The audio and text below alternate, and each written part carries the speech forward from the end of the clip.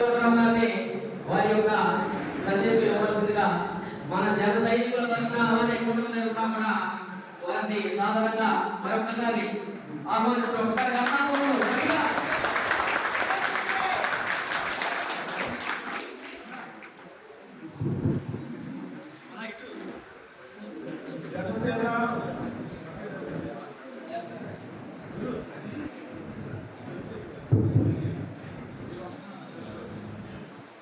జనసేన వనసేన ముఖ్యమంత్రి Yuvasena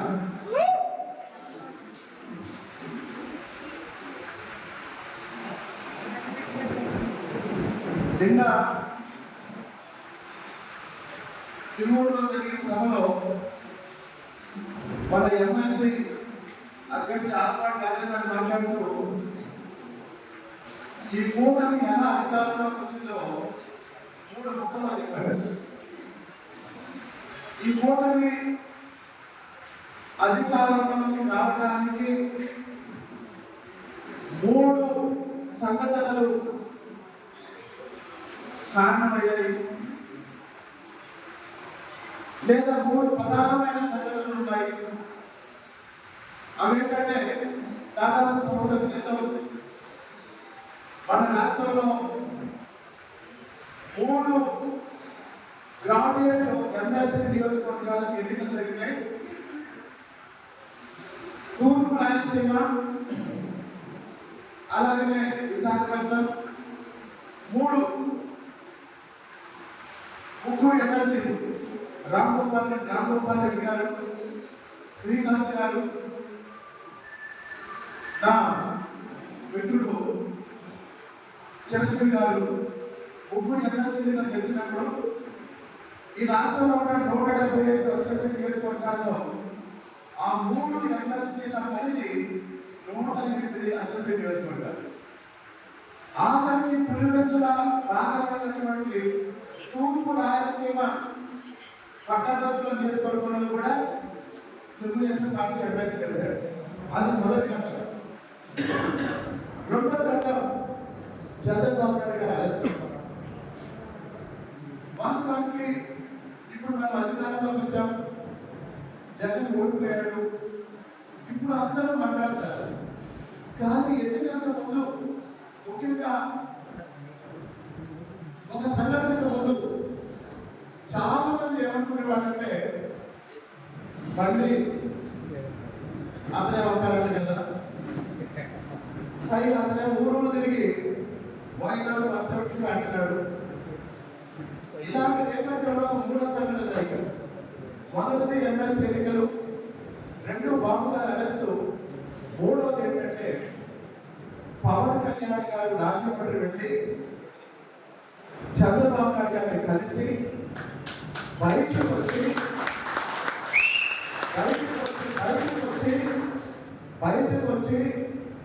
Rajahmundry jail gate ముందు నిలబడి బ్లూ కలర్ జీన్స్ వేసుకొని, బ్లూ కలర్ షర్ట్ వేసుకొని, రెగ్యులర్ డ్రెస్ కూడా వేసుకుని కాదు,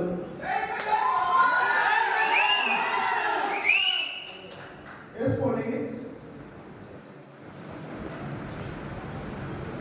ఎప్పుడో ఇప్పటిలో చెప్పిన మాట, ప్రతిపక్షాల ఓట్లు చీలని ఒళ్ళు అన్నారు. దానికి రాజమండ్రిలో రాజముద్రేసి ఈ కూటమి ప్రభుత్వానికి పునాదేశారు.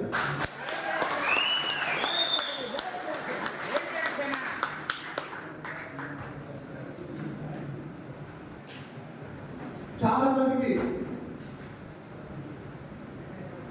ఈ మధ్య కాలంలో ఉన్నాక ఆలోచన ఏంటంటే చంద్రబాబు నాయుడు గారు పవన్ కళ్యాణ్ గారికి చాలా ప్రాధాన్యత ఇస్తున్నారు.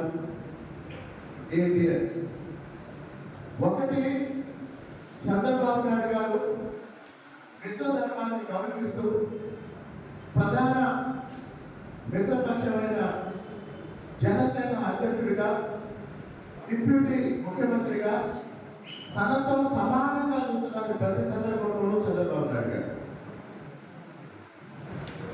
తర్వాత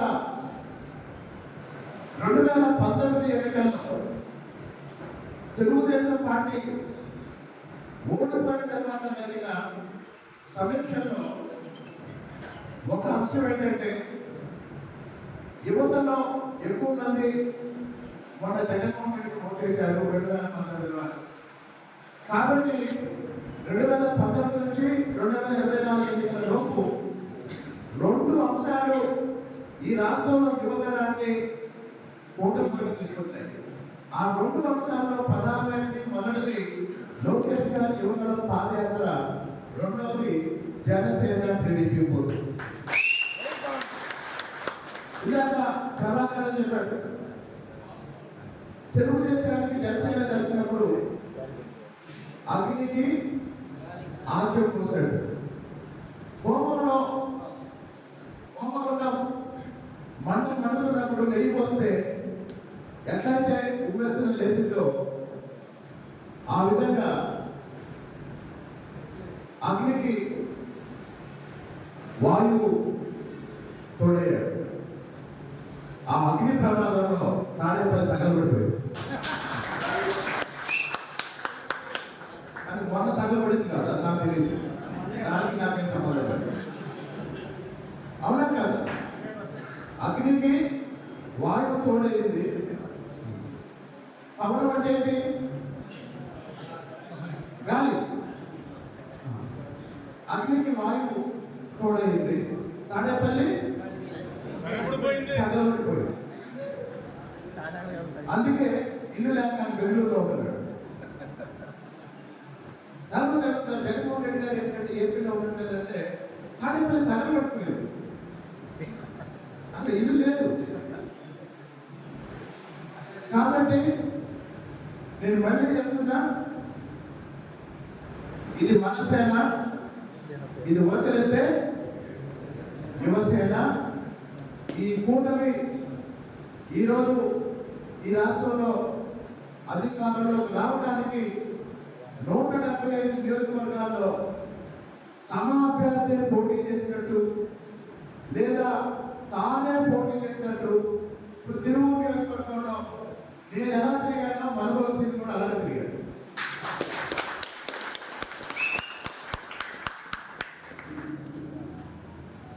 ప్రచారం అయిపోయి ఇంటికి వచ్చేసరికి 12 గంటలు 1 గంట అయ్యేది.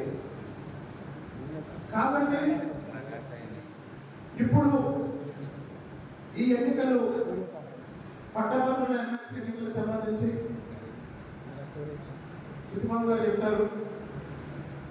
వాస్తవానికి నేను కూడా గత 8 నెలలుగా రాజకీయాలు అంటే ఏంటి, లేదా ఒక ఎమ్మెల్యే ఏ విషయంలో ఎలా స్పందించాలి, ఎలా స్పందిస్తే బాగుంటుంది, ఎలా స్పందించకూడదు, నాకు రోజు చుట్టుపక్కల ఒక స్టూడెంట్ చెప్పినట్టు చెప్తా ఉంటాను.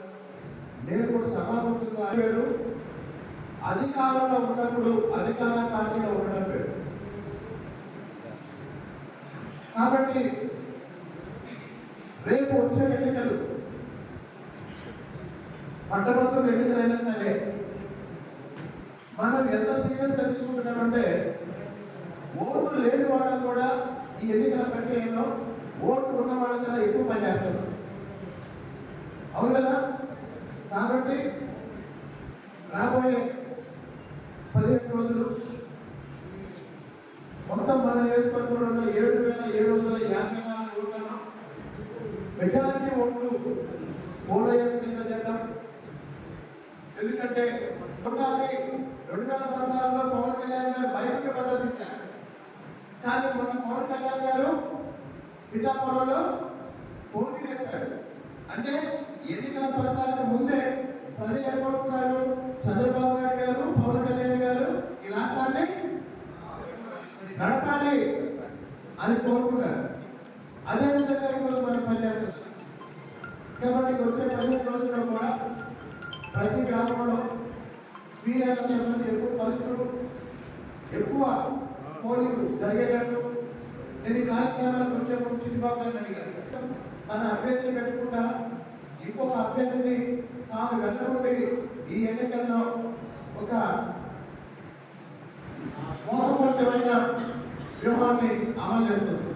వీటన్నిటిని దృష్టి పెట్టుకొని పనిచేశామో ఈ ఎన్నికల్లో కూడా ప్రారంభంలో మన తిరుమూరు జనసేన అధ్యక్షుడు సోదరు శ్రీనివాస్ చెప్పారు, ఆలపాటి రాజా గారిని గెలిపించాల్సిన బాధ్యత తెలుగుదేశం పార్టీ కార్యకర్తలకి, అభిమానులకి, నాయకులకి ఎంతుందో జనసేన కార్యకర్తలకి, నాయకులు కూడా అంతే ఉంది.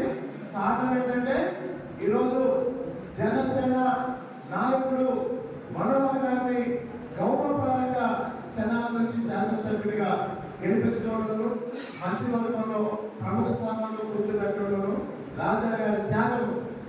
కాబట్టి రాజా గారి త్యాగానికి మనందరం గౌరవించి రాజా గారిని భారీ మెజార్టీతో గెలిపించడానికి, తిరువురు నుంచి అత్యధిక మెజార్టీ ఇవ్వడానికి మనందరం పనిచేయాలని ఈ సందర్భంగా మీ అందరికీ తెలియజేస్తున్నాను. జై